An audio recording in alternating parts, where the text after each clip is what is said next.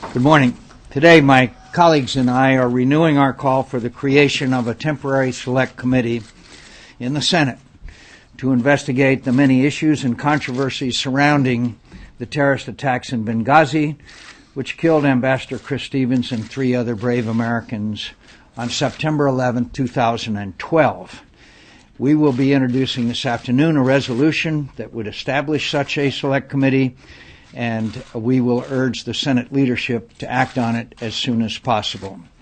While we await the findings and recommendations of the administration's internal review of the Benghazi attack, it's essential for the Congress to conduct its own independent assessment. Let me be clear, there is no credibility amongst most of us concerning the administration and the numerous controversies and contradictions that have been involved in their handling of this issue. It's essential for the Congress to conduct its own independent assessment. Several different committees of jurisdiction in both the House and Senate are holding briefings, planning hearings, and reviewing portions of this case. We believe that the complexity and gravity of this matter warrant the establishment of a temporary select committee that can conduct an integrated review of the many national security issues involved, which cut across multiple executive agencies and legislative committees. The Select Committee is needed to answer because more than 2 months after the Benghazi attack, there is still many unanswered questions. Among them, why was the security at the consulate so inadequate despite 2 previous attacks on that facility in April and June of this year, an assassination attempt on the British ambassador in Benghazi around the same time? Did the President's national security staff make him aware of these attacks? And if they did, why didn't he take the lead, which is the President's responsibility to ensure that our consulate in Benghazi was better fortified and our people there better protected?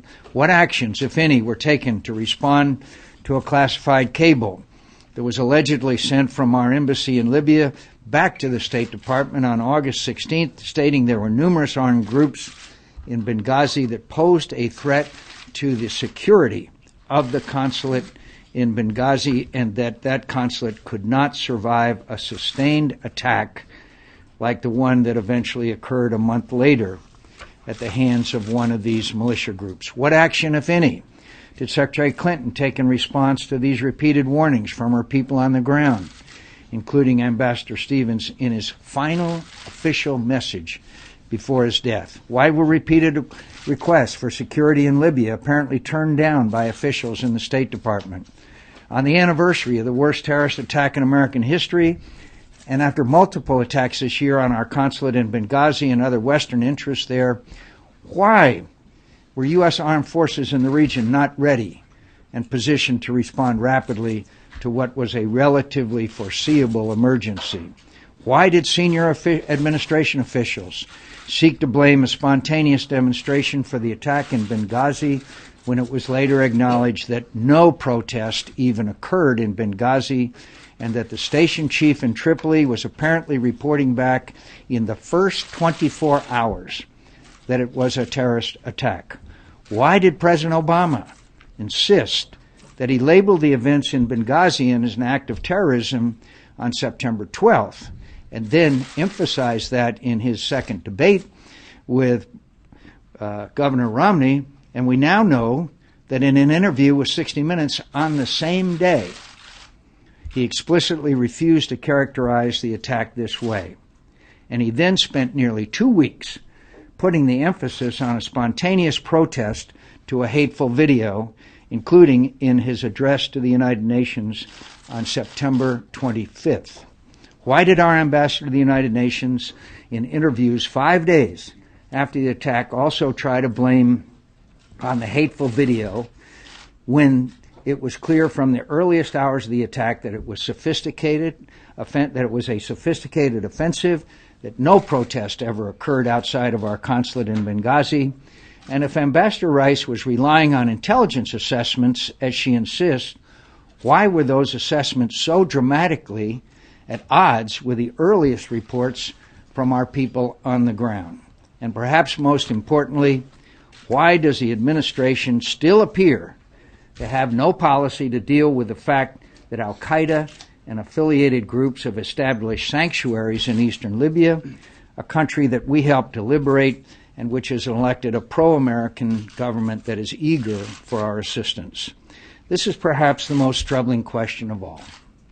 The pattern of violent extremist activity in eastern Libya was well documented by our intelligence community for months leading up to the attacks of September 11, 2012. The threat reporting was extensive, and yet the administration seems to have done little to support our many Libyan friends and partners who did not overthrow Gaddafi only to see al-Qaeda-affiliated terrorists and militias take over large parts of their country. The American people deserve answers to these and other questions related to the Benghazi attack, and Congress has a unique and constitutional role to play in getting to the truth of this matter, as well as compiling the lessons of this tragedy so it's not repeated. Ambassador Chris Stevens was doing everything we want our diplomats doing. He was getting outside the wire to advance America's interests and values in our increasingly dangerous world. While we want to encourage that kind of diplomacy, we also want our fellow citizens who engage in this important work to know that their government has taken every reasonable step to ensure their safety. For the sake of the families of those 4 brave Americans who sacrificed their lives, they and the American people deserve answers.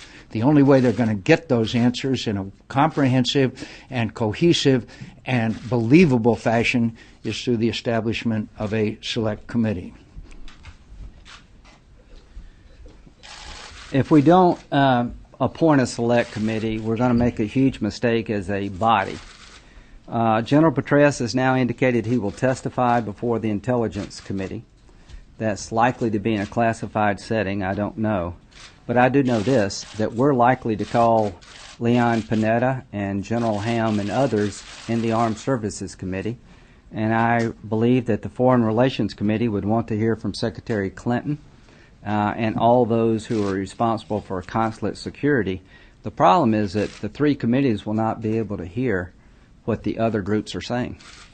I'd like to ask General Petraeus some questions. And I'm sure there are people on the Intel Committee who would like to hear what the Department of Defense has to say about their handling of the Benghazi attack. And when it comes to the State Department, all of us would like to know why were there so many requests for additional security denied. And the August 15th cable back to Washington where Chris Stevens is telling Secretary Clinton, we've identified 10 al-Qaeda militia groups in Benghazi. 2 of the 10 we now suspect were involved in the attack. In the final paragraph, or close to the final paragraph, the cable says, if there is a coordinated attack against the consulate, we cannot defend it. So 4 Americans are dead. The first ambassador is killed in 33 years in the line of duty. I think this is a symptom of a greater problem in the Mideast, quite frankly. For those reasons, I think it's important that the Congress pick a process that is rational, logical, and will get to the truth the best we're able to discern what the truth is. Conspiracy theories are running rampant. How many of you are getting calls about, have you heard this, have you heard that? A segmented stovepipe investigation where you have 3 different committees going off in 3 different directions, not comparing notes, not being able to do this in an organized fashion, is going to lead to failure. It's not going to result in the quality product we need to dispel unfounded conspiracy theories, unfair accusations, and most importantly, it will not lead to the work product to hold people accountable for what I think is a national security debacle, long in the making, should have been avoided. So that is why I am urging Democrats and Republicans to put aside any partisanship we may have in this new Congress on Benghazi and find a way forward. Dianne Feinstein has been terrific. It's not that I don't trust Dianne. She's doing a great job. But she cannot know what the Armed Services Committee may find out, and it's important that we all know about what's going on here. So I think if there was ever a time in recent history for the Congress to follow models that we've used in the past, it is Benghazi.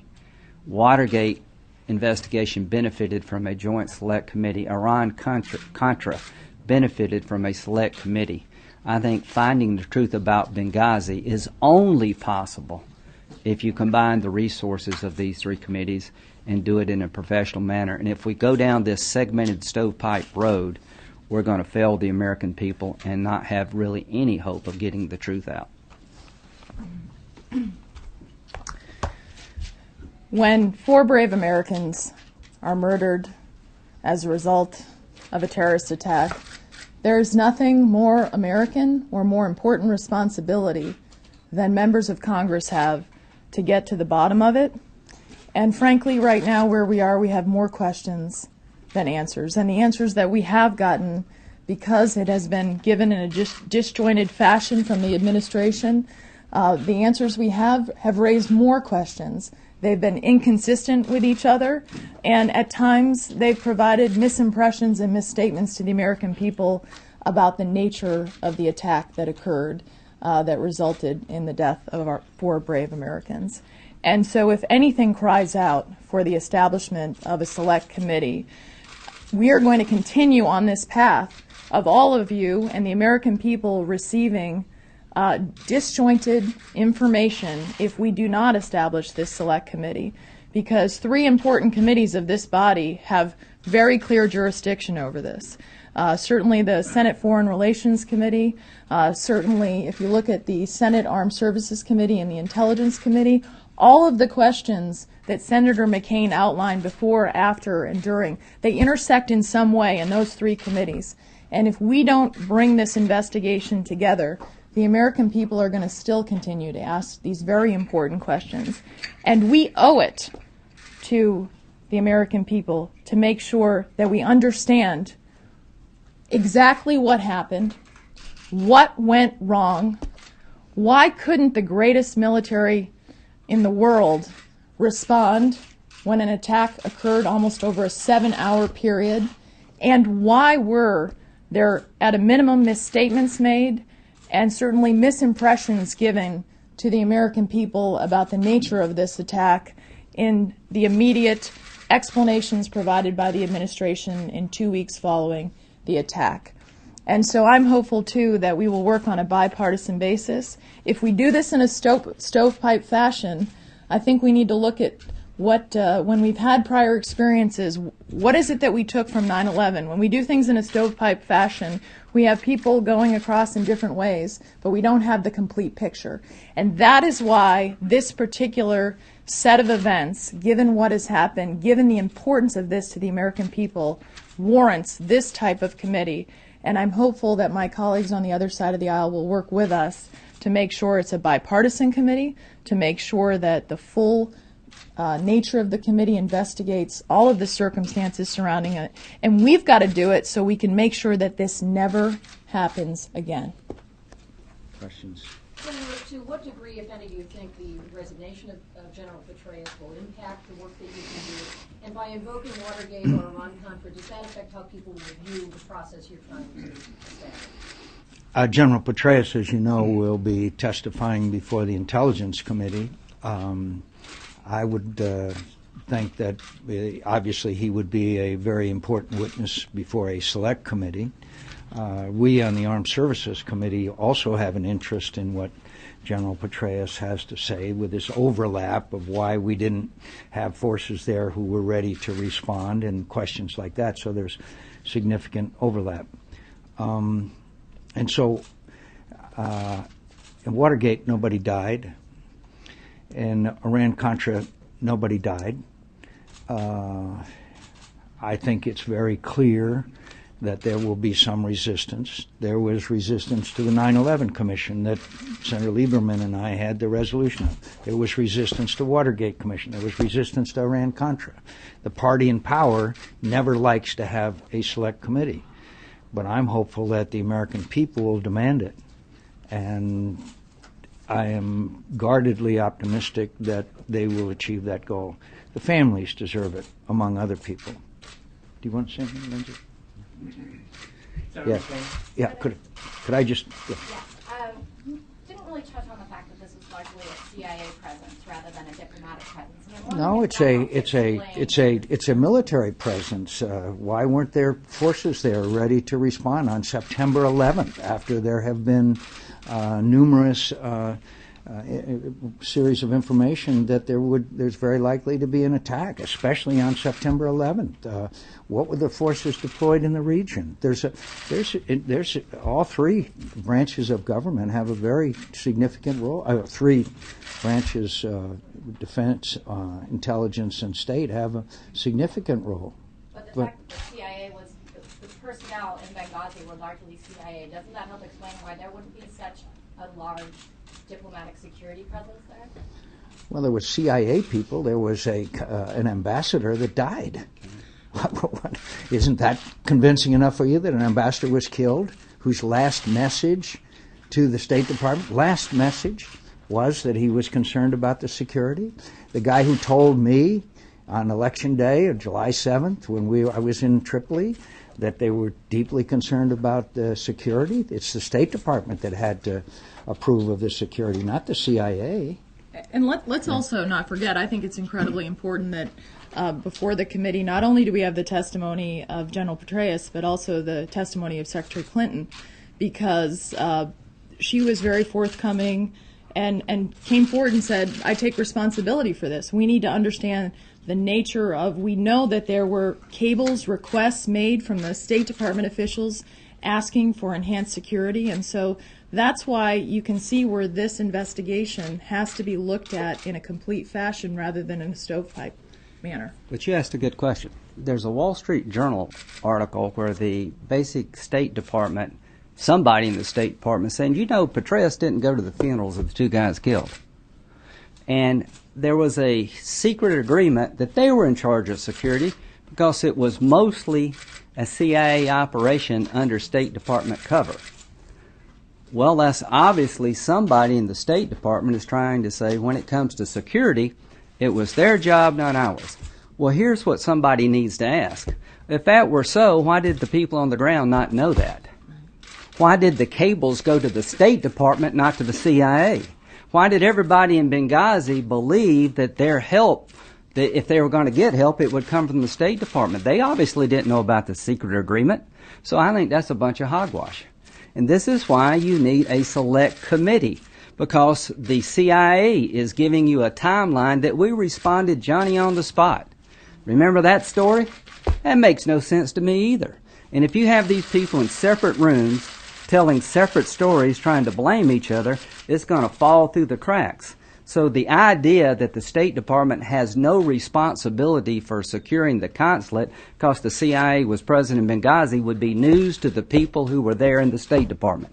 Senators, can I ask you about Susan Rice? I know at least Senator McCain and Senator Graham, you both said that you would oppose her nomination if she were nominated to be the next Secretary of State. Some Democrats are asking, what's the difference between her nomination and Condoleezza Rice when she was nominated for Secretary of State after she went out and said that it was WMD in Iraq and it turned out not to be true? Well, that's a judgment that people made at the time, and I respect their judgment. My judgment at this time is that 4 Americans were killed, and the information that our UN ambassador conveyed was clearly false. There was overwhelming evidence that it was completely false, and she should have known what the situation and circumstances were and not tell the world on all Sunday morning talk shows. I was on one show, and right after that, the Libyan president of the National Assembly said, no, it's Al-Qaeda attack. Didn't she even listen to them? So all I can say is that everybody makes their own judgment. We've made ours. If I could add that, why did you pick her to tell us about Benghazi? What does she have to do with Benghazi? Did anybody ask her for additional security? She's the United Nations ambassador. Did she know that in August 15th there was a memo coming out of Benghazi saying we can't defend this place if we're attacked by Al-Qaeda? And by the way, there are 10 groups here.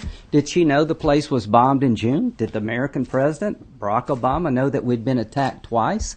So how could she say 5 days later, definitively, there is no evidence of a coordinated Al-Qaeda attack when there's a ream of evidence? And when it comes to Condoleezza Rice, we're not the only country that thought he was trying to get weapons of mass destruction. This is about the role she played around 4 dead Americans when it seems to be that the story coming out of the administration, and she's the point person, is so disconnected to reality, I don't trust her. And the reason I don't trust her is because I think she knew better, and if she didn't know better, she shouldn't be the voice of America. Somebody has got to start paying a price around this place. And back to the Bush administration. When we went to Iraq, we came back and say, there are more than a few dead enders here. You know, what they're telling you, the Bush administration, about the level of security in Iraq doesn't match what we see. And I voted against General Casey because I didn't think he deserved to be promoted after the way he did his job in Iraq. I don't think she deserves to be promoted. There are a lot of qualified people in this country the president could pick, but I am dead set on making sure we don't promote anybody that was an essential player in the Benghazi debacle. Can I just finally say, after we came back from Tripoli, we wrote a piece in the Wall Street Journal outlining exactly what we needed to do. Most of that information we got, guess who from? Chris Stevens, who was obviously ignored. If they'd have taken the measures that we recommended and outlined, maybe the scenario might have been a little different, because they obviously didn't pay any attention. Yes, sir. Congress requires that the State Department conduct its own probe. What would you want this select committee to focus on? The State Department probes the State Department.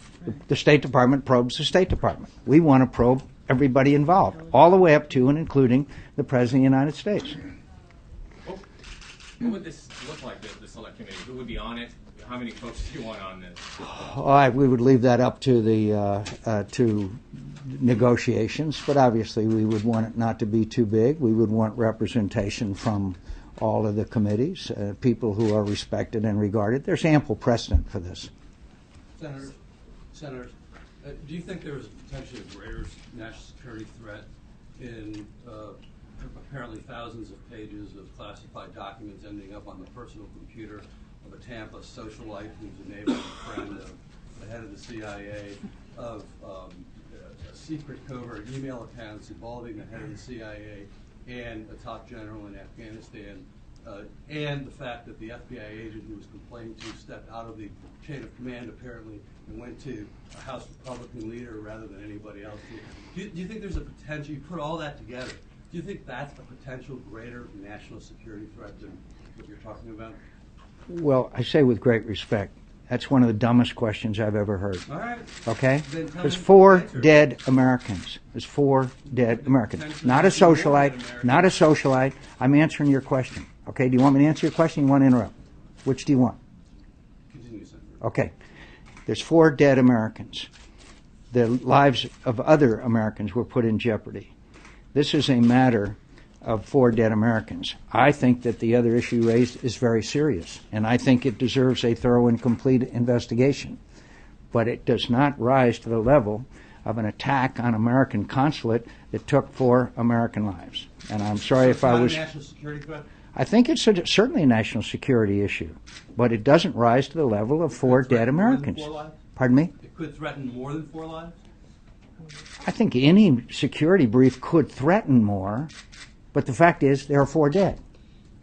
Okay. Yeah, go ahead. Go ahead. Do you agree this story is getting weirder by the day?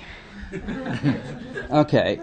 There's the weird and the strange and the human failings in one camp, and there is a legitimate question about national security being breached in the other camp. The goal of this investigation is to have professional staff that hears everyone testify, the same set of senators who hears everyone testify, so we can segregate out the weird from the national security. And there is beginning to be a national security component to the human failings that I want to know about. And I agree with John, we got 4 dead Americans. But at the end of the day, who knows where this thing is going to go? And my hope is that when we tell the American people this was a human failing, not a national security component of it, that we will have had a process that will give them confidence that Republicans and Democrats can say together, we looked at this together, we looked at it in a professional, coordinated fashion, and here's the difference between a human failing and a national security breakdown. The current process, and since you cover me, I like you. I don't want to associate myself with you. He's from South Carolina. But the bottom line is this process has to give the public confidence that we know the difference between a human failing, error of judgment, and a national security breach. And I'm telling you right now, if we don't have a select committee, we're going to fail to get the answers that the American people deserve. And the process that we're involved in today is too disjointed to get to the truth. And I am begging my colleagues, don't call it Watergate if that makes you mad or makes you upset. Call it the 9/11 Commission inquiry. Call it the Iraq Study Group. We're putting examples on the table where there were select committees around Republican failures. Now, this is a failure of a Democratic administration that affects more than Democrats. So let's get to the bottom of it. I didn't know that you covered Senator Graham. That was one of the smartest questions that I have ever heard. I covered you in your failed attempt to pass. Thank you. Yes. Can either of you say whether you would employ a filibuster if Rice's name is put forth for Secretary of State? Let's see what happens here. But we will do whatever's necessary to block the nomination that's within our power as far as Susan Rice is concerned. And also, sir, you had raised some concerns about John Kerry this morning on television if he was nominated. No, I just said I don't even know whether he's going to be nominated or not, but we certainly would go through the normal process in his case. Let's also not forget that I think you all appreciate you don't end up on every single major Sunday show without affirmatively putting yourself out there of wanting to carry forward a message on behalf of the administration.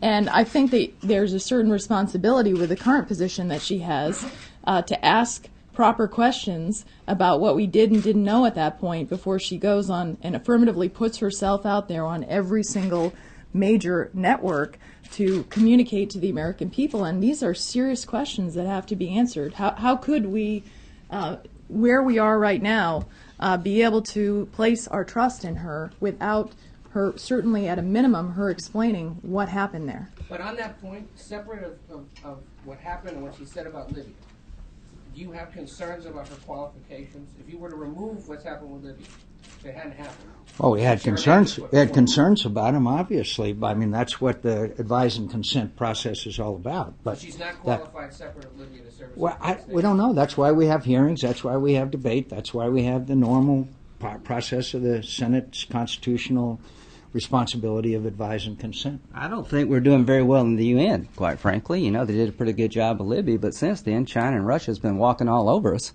I'm not so sure she's the strongest advocate. I think she's more political operative than she is anything else when it comes to Benghazi. And I'll make a prediction. I hope I'm right. I think there'll be a few Democrats who will be reluctant to promote somebody this deeply involved in what I think is a national security debacle. I hope so.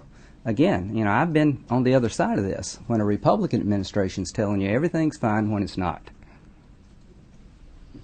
Have you gotten a response from Senators McConnell and Reid to your letter requesting Senate? Not yet, no.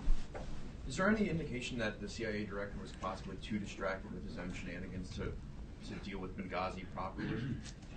I don't know. Again, that's all it. See, it's. Lindsey said earlier, all these things are flying around now. This happened, that, somebody was doing this, somebody was doing that. And for example, there's this, the latest is interesting, is this person who was associated with General Petraeus said at some gathering that there was 2 or 3 Libyans being held in the safe house. Now, the CIA has said that that's just patently false. All these things are flying around, and we don't know. That's why we need the investigation. Last one. Yeah. On the Petraeus story, the AP's reporting that the FBI learned of the affair in the summer, and then by late summer had notified Attorney General Eric Holder about the investigation. So if Holder knew that Petraeus was having an affair and did not inform the President or the Congressional Intelligence Committee, should he resign? Well, first of all, I think that is a serious shortcoming, and I want to understand more about the circumstances of that, but it really calls into question the fact that he had that information and did not inform think about it, the Senate Intelligence Chair, Dianne Feinstein, was not informed. I think that's outrageous. I also think it's outrageous that the members of Congress, those congressional committees, weren't informed. And in any organization, to have that level of allegation raised and not bring it up to the commander-in-chief to let him make the decision as to the nature of it and whether it jeopardized his leadership of such an important part of our government, I do think it's outrageous, and I think it really calls into question whether Eric Holder was playing politics with this. Thank you very much.